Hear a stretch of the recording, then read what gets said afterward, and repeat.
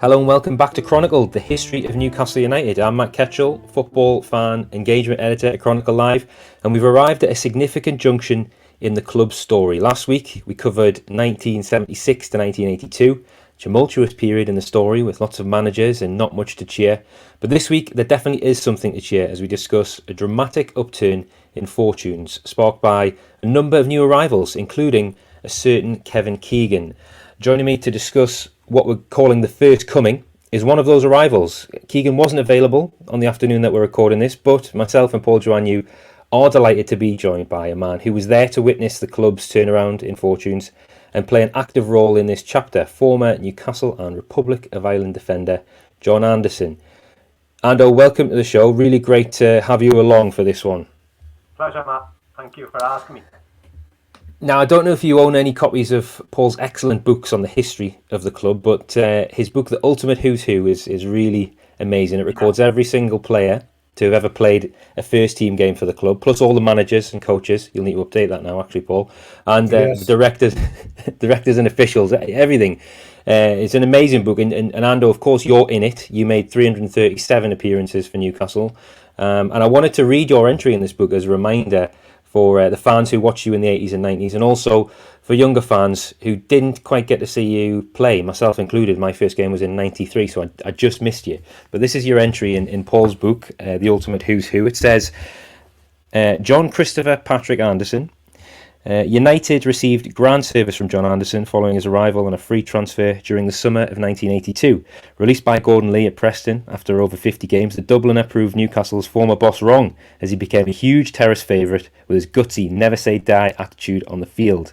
Versatile at full-back, centre defence or in midfield anchor role, John had little of the finer skills on the ball but was a workmanlike and honest professional respected by his teammates.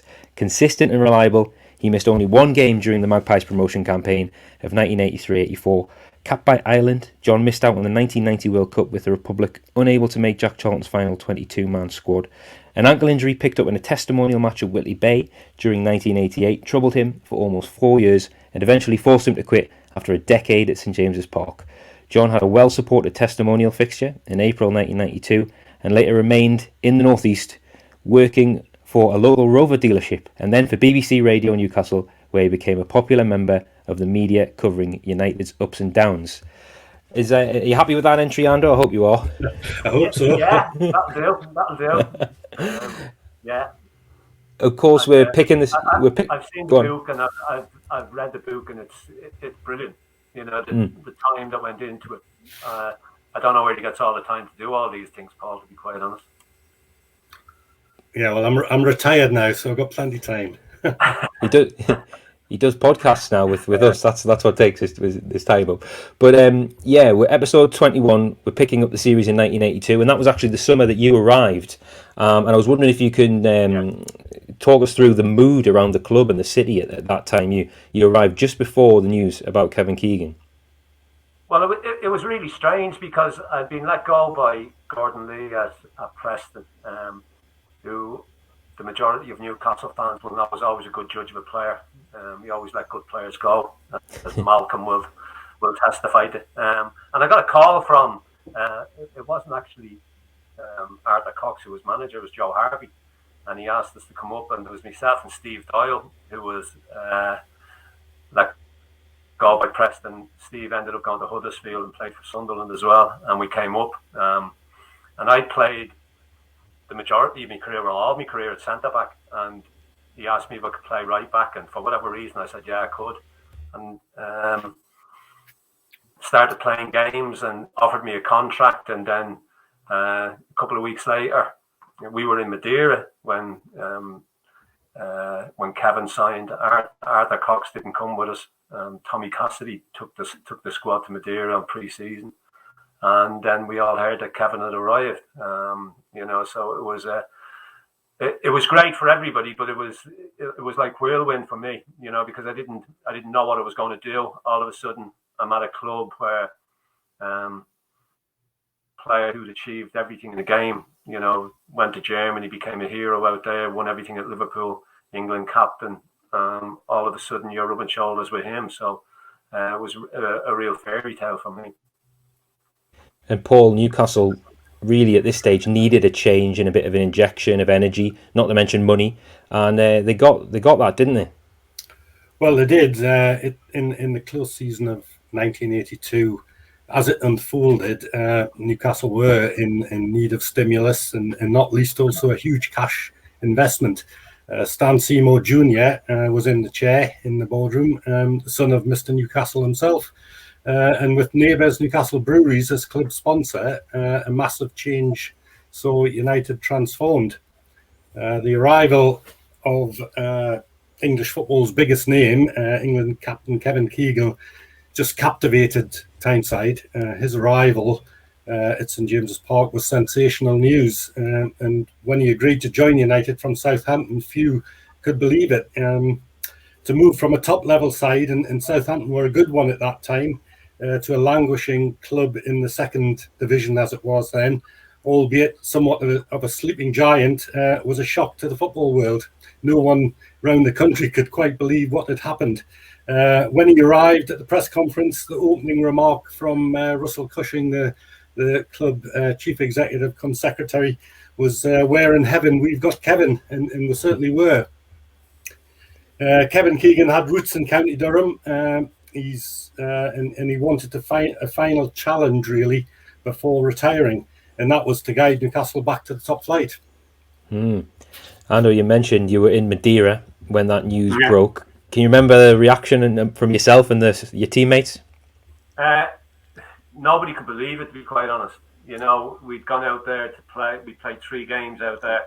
As I say, Coxey didn't travel, and the rumour started flying around, and you know, spread like wildfire. All of a sudden, you're going back, and we get back, and you go to Benwell, where we trained at the time. And your first day back, everybody sat around waiting for Kevin Keegan to arrive. All of a sudden, Kevin Keegan walks into the dressing room, and the whole place just went quiet. You know, because you're playing with somebody in the same dressing room with somebody, as I said earlier, who's achieved everything within the game, and it was very surreal. You know, Davy Mack arrived that summer. Terry arrived. Jeff Clark had arrived. You know, so it was very surreal. I mean, that first season was really strange as well, because people were still adapting to what Kevin was like, how he would be around people. Everybody was a little bit overawed, I would say. I'd say the majority of the players in the squad were overawed, because there was a lot of young Geordie boys in there as well. You know, you had Waddle, Kenny Wharton, Steve Carney, Lord of Mercy on him. Kevin Carr was in goal. You know, there was a lot of John Truick, a lot of young boys in there. So the first season he was there didn't go particularly well. It wasn't great. We were all feeling each other out, so to speak. But once you got to know him, you know, he was an unbelievable fella. You know, we've seen it when he came back as manager. He just made everybody feel 6 foot tall, even though Kevin wasn't the biggest in the world in stature. But he just made people feel better than, you know, got the best out of players. And he can't speak highly enough of him, really. You know, and I think that was proved when he came back as manager, what he achieved there when him and Terry were here together as manager. Yeah. And Paul, Ando touched on it there. It was a busy summer at Newcastle, wasn't it? Kevin and John were one of a few arrivals, weren't they? Well, yeah, as Ando said there, other top players arrived. Terry McDermott returned. He was at Newcastle back in 73 and went to Liverpool after the cup final because he made a big name for himself at St James's Park. David McCreery came. He was a great Northern Ireland international, very competitive midfielder. And Jeff Clark came from Sunderland, and he was a rock at the back, really. And Ando joined them, and Newcastle had a sort of new look side with a few good youngsters like Waddle and Kenny Wharton and Kevin Carr, who must have been celebrating in Madeira when Keegan came, because he had a bit of a bash with a glass door, didn't he? Yeah, he did. Carsey, he ran through a plate glass door and split both his arms open. So You know, yeah, that was a. It was a little bit of a celebration. It was a complete accident. I mean, there was nothing in it. You know, it was just a complete accident. But he missed quite a few games through it. Was that celebrating the news, or was it an unrelated incident No, it was while you were over unrelated. there? It was unrelated. It was just a complete accident. You know, he just took off. Didn't realise that he thought the patio door was open, and it wasn't, and he just ran straight through it. He was lucky. It could have been an awful lot worse, to be fair. Yeah, yeah. Shame you didn't have the video camera for that one. It could have been 250 quid on you being I don't think we framed. had video cameras back then. Ando, looking at the record books, it looks like you played 37 games in all competitions in this season, but you actually weren't in the squad for the first game. Keegan's debut, was that a selection thing or an injury thing? No, it was a selection thing. As I say, we arrived in the summer, and Craigsy arrived as well, as Paul will verify, and Craigsy played right back. John Craggs, who had been here before as well, came back, and he started, I think, the first half a dozen games or so, might have been a few more, and I got into the side, and I was in and out of the side a little bit in that first season. It was only the promotion season of 83-84 that I really established myself in the side. Mm-hmm. But it was just great to be around these players. You know, Paul mentioned Jeff Clark, who was very underrated. You know, Clarkey was a great player, good centre half. Davy Mack, tell you couldn't buy a Davy Mack nowadays. Davy Mack would run through a brick wall for you. He'd do anything you wanted him to do. You know, he was a great player. I know Waddle, Peter, and Kevin got all the headlines, but without the likes of your Davy Macks and Jeff Clarks, you know, I honestly don't think they got the rewards that they deserve, because, as I say, I'd have Davy Mack and Clarkey in any side I picked. Great players. Interesting, yeah. And Paul, tell us about Keegan's debut then. I'm sure you were there to witness it, and it was a pretty special occasion, wasn't it? Yeah, I was certainly there in the old West Stand. Supporters flocked back to Gallowgate, a stadium then in much need of development, and at a reduced capacity due to safety restrictions. Keegan's debut was in the first game of the season, a home meeting with Queen's Park Rangers. In the match day buzz returned, and a goal from who else but Kevin Keegan gave United the points.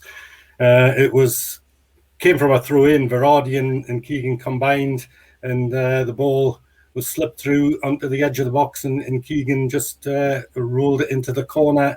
Very neat finish at the Gallowgate end, and the whole place just erupted.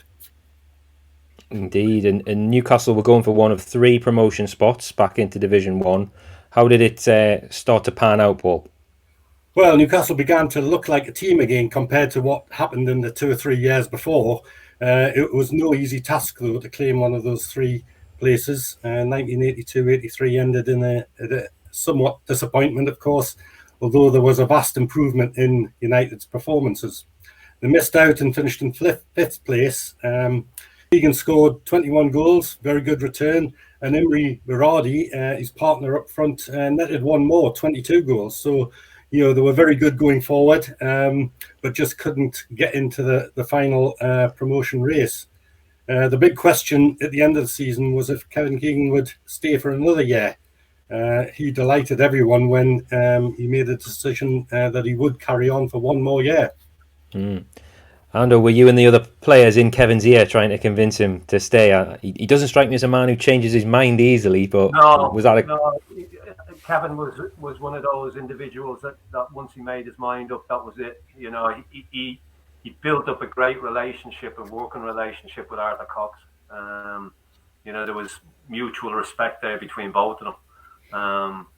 You know, I think Coxey came from a working class background, same as Kevin, and they just hit it off. And as I say, that mutual respect was there and is still there today. And fortunately for us, as Paul has said, Kevin decided to stay for another year.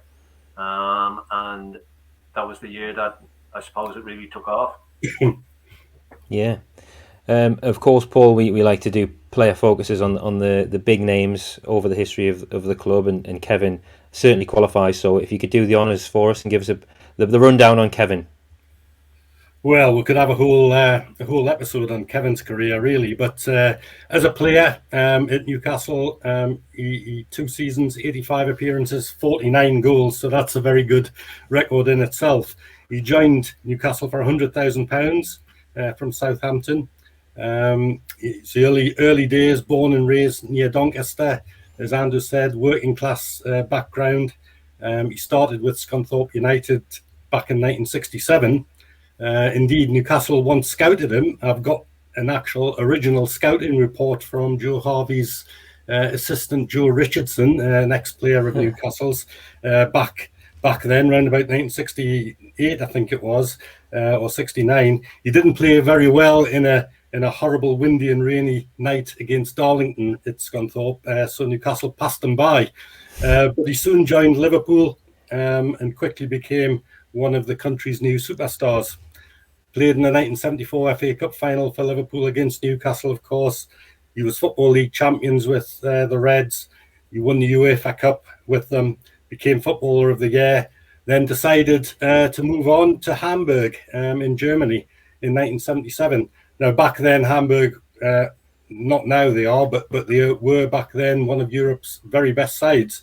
They became German champions. They won the European Cup and got to another final. And Keegan himself was honoured with European Footballer of the Year in 1978 and 1979. So he was at the very, very top of the football tree. And of course, he was a regular for England, 63 caps and captain of his country up to the point of joining Newcastle. As a player, very strong, worked hard, had pace, lethal finisher, and possessed a charisma off the field like no one else at Newcastle United, really. And the Magpies were just captivated by his presence and looked a class. And he, as a player, he looked a class apart when he played in the second division, without any doubt. Yeah, I didn't realise his goal record was so good. That's 85 games, 49 goals is amazing. He agreed to stay for another season, Ando. Do you remember going into the 83-84 season feeling the pressure to get promotion this time?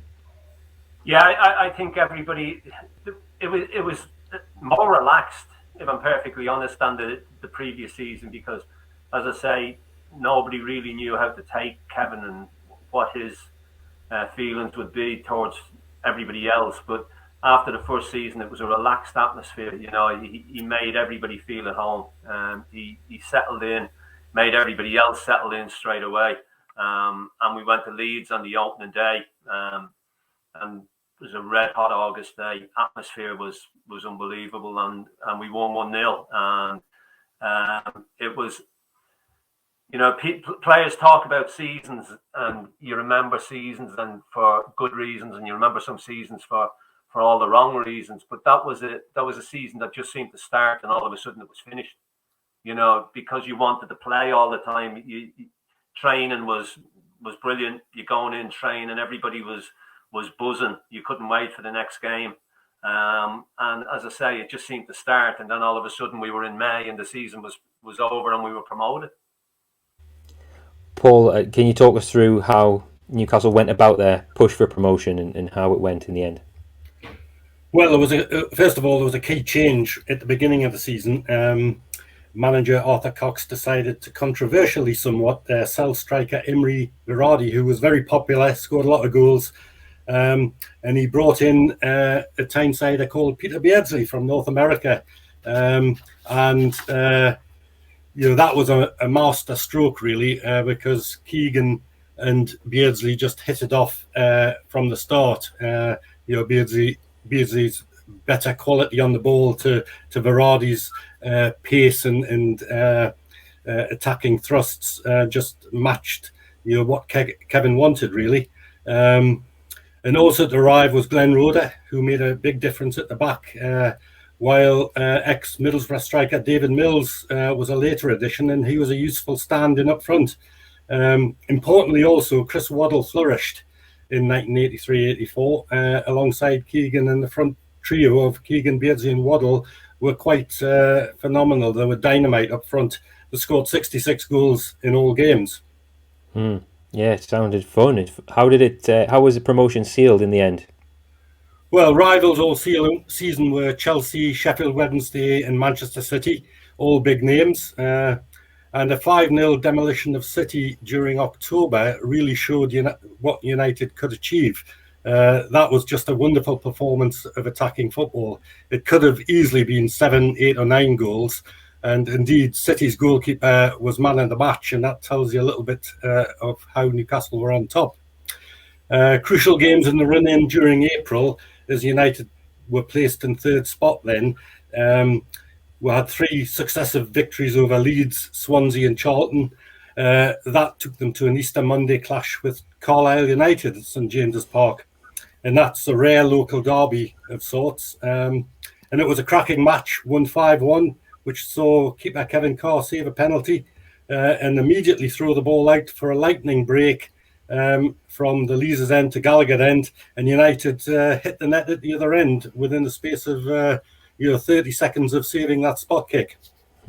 Brilliant. Now I think I've got an image to bring up from that day, if I can. Can you see that, Ando?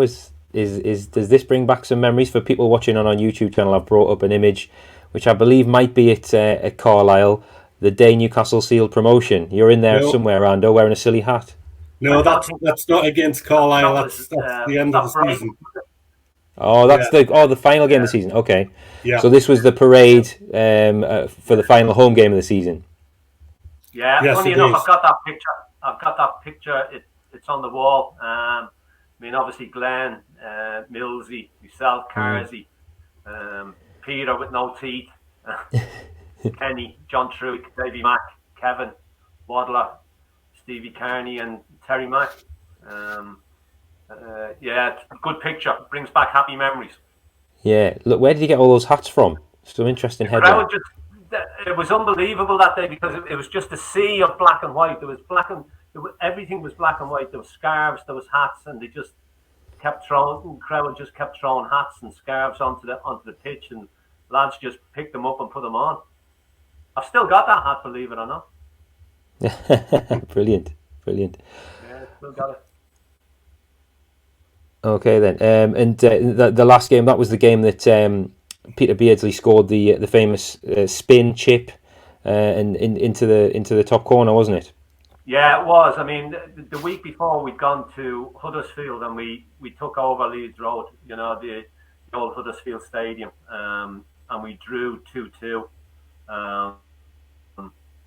That which virtually sealed promotion for us. But the Brighton game was unbelievable. The noise, the atmosphere, everything about it was, as I say, it was one of those seasons that, as a player, you didn't want it to end. You wanted to just keep going and going because confidence was that high. Everybody, unlike other seasons, Paul, where everything went pear-shaped and went wrong.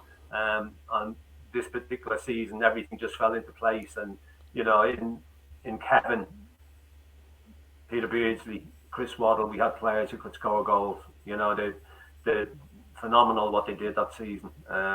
Terry Mack and Davy Mack in the middle in midfield. It was a good balance. It was well balanced. But it was great to be part of. It really was. The Huddersfield. There was 3 games after that Carlisle game, and they were all quite special. Newcastle hit Derby for 4 goals, and then got the point at Huddersfield that they needed. And the Huddersfield game was just great because, as John says, the ground was just 2/3 packed with Newcastle fans all over the place, and it was just celebration time after that. And the game against Brighton was the party at the end of the season, and that's fittingly Newcastle won again 3-1, and Waddle, Beardsley and Pedro scored. Peter Beardsley scored a gem, one of his many in a Newcastle shirt. Yeah, get that watched on YouTube, listener, if you haven't seen it for a while. It's one of the all-time great finishes at the Gallagher end. In terms of Kevin, Paul, that wasn't quite his final game in black and white, was it? No, Keegan called it a day after that, after the Brighton game. His job done. There was a farewell match that took place against Liverpool to a packed house at St James's Park. And then he headed off in spectacular style. A helicopter came down onto the pitch in the centre circle, and he got in, and off he went to the sun of the Mediterranean. Yeah, amazing. And there was a young Alan Shearer in among the crowd there, famously, and it's a famous scene, really, isn't it? Kevin flying off into the night sky. Yeah, it was an incredible that was night. good. Yeah, it was an incredible night. It was seeing Kevin get in the helicopter and take off. I mean, we had a big party at the Gosford Park Hotel, and it was after that Coxey left. Everybody wanted Arthur to stay. That wasn't the case. Terry left as well. And Arthur left because, similar to the situations we've seen in the past, money wasn't going to be forthcoming to strengthen the squad. And what Kevin did that season, getting us promoted, and Terry as well. Terry played a big part in that as well. The three boys up top, Waddle, Peter, and Kevin got it all, and the majority of the credit, and rightly so. But it shouldn't be overlooked what Terry did when he came back either. And I think Arthur felt that it needed 3 or 4 players to come in just to establish us in the first division, and build from there. And he wanted clarification that money would be made available and that we could go for certain players. That wasn't forthcoming, so we decided, well, if it's not forthcoming, I've done what I've done. It's time to leave. Yeah, which was the really end of the first one. disappointing for everybody, because Coxey was very old-fashioned manager, very sergeant majory. I had from a personal point of view, I had a love-hate relationship with him. I don't think in the years that I played for him, he ever said a good thing to me. Never pat me on the back where there was other players he'd wrap his arms around, but never. No, it was always a kick up the backside for me. He was great at getting the best out of players. He knew how to get the best out of players. So he was probably frightened of you, John. I'm not too sure about that, Paul. I don't think Arthur was frightened of anybody. He'd stand his ground. He wasn't the biggest man in the world, but he let you know. He let you know in no uncertain terms. And that went for Kevin as well. Kevin didn't get any special treatment if he wasn't doing what Arthur wanted, or he wasn't having the best of times. The gaffer would let him know. And we're obviously going to cover the second coming of Keegan in future episodes when he comes back as manager. But what's interesting, listening to you discuss this here, Ando, is that the people he had alongside him as a manager are people he played with. Jeff Clark, Arthur Cox, Terry McDermott. Obviously, Peter was there as a player when Keegan came back as manager. So that's an interesting, that kind of, although there was a bit of period of time there, those guys were around him when he moved into the managerial side of things. Yeah, I think when Kevin came back as manager, it looked like we were on our way to the third division. And staying up that season was hugely important. But Kevin basically said, look, if you want to progress, you've got to go and we've got to get better players in, and I honestly believe that if Arthur had been backed after that promotion season of 83-84, I'm not saying that it would have been the same outcome as what happened when Kevin came back, and all the glory that went with that. But I think he could have built the side here, because you had Peter, you had Waddler, you had a young Gascoigne coming through a couple of years later. So the foundation blocks were there. It needed piecing together. And I suppose typical of Newcastle United, they never put the blocks in the right spots. You know, they didn't back the right people at the right time. Yeah. We're straying into next week's episode, so I think we might have to wrap it up there. Things are about to get very interesting, but that is, of course, for next week. Ando, any final memories from the 2 seasons you played alongside Kevin for? They seem very happy. Oh, look, only great things to say about. You know, it was a pleasure to play with him. He was a perfect gentleman, and as I said, he got the best out of people. You know, he never really slagged anybody off. Yeah, he'd have a go if things were going well. And if you made a mistake, he'd tell you. You made this mistake, that same mistake again, he'd tell you. But you never made it a third time. Because if you made it a third time, you weren't going to be decided. And Coxey was the same with that. But they were those 2 seasons were phenomenal. You know, they were great. Enjoyed every minute of it. As I say, that promotion season of 83-84 just seemed to fly over. Just seemed to start on that hot August day at Leeds, and then all of a sudden, a hot summer day in May at St James's, and it just seemed to be over, unfortunately. But it was great. It was brilliant. I wouldn't have swapped any of it. No, I'm thankful that I was able to be part of it. It was something that will live long into the memory. Yeah. Was that game at Leeds? Was that the goal that you scored? Was it? I didn't want to mention that, Paul. You scored the goal at Leeds, didn't you? I did. Yeah, we won. Up in the day of the season at Leeds, won 1-0. I put one past David Harvey, I think, and that was us up and running. I started it all. Yeah. I was just going to say that. You started it all off, yeah. Yeah. Brilliant. Yeah. Well, thanks for that, Ando. Thanks for starting it all off, and thanks for joining us today. No It's been great to have you for this one. Another instalment of Chronicled done. Lots to pack in next week. But in the meantime, thanks everyone for listening. We're keen for people to keep contributing to the show with any stories around the history of the club, so keep those coming. You can email us, theEIBWpodcast@reachplc.com, or you can tweet me at Ketchel on Twitter. Please subscribe to the Everything is Black and White podcast via whichever podcast platform you're listening to us on. Follow Chronicle Live's Newcastle United channels on social media. We're at Chronicle NUFC on Twitter, Facebook and Instagram, and please drop us a 5-star review on iTunes if you can. Last one from me: stay up to date with everything Black and White by subscribing to Chronicle Live's daily Newcastle United newsletters. These are free, and a link to sign up to them is in the show notes. If you click that and scroll down to Sport Newcastle United updates and tick the box, you'll be signed up to receive all the best NUFC content from Chronicle Live every day for free. Thousands and thousands of Toon fans are subscribing to our newsletter, so join them, see what all the fuss is about. Thanks so much for listening to Chronicled, the history of Newcastle United, with me, Matt Ketchel, Paul Joannou, and our special guest, John Anderson.